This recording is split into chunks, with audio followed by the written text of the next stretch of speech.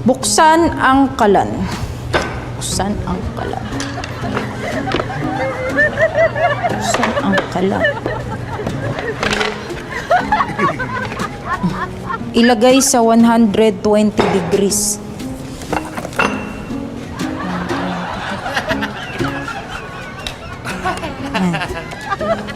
Ilagay ang kaldero.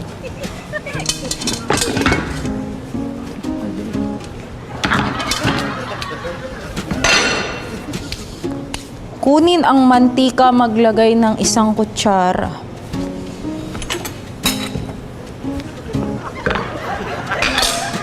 Maglagay ng 2 bawang. Maglagay ng 1 basong tubig. Siguro. Ilagay ang chicken cubes at paminta. Chicken cubes.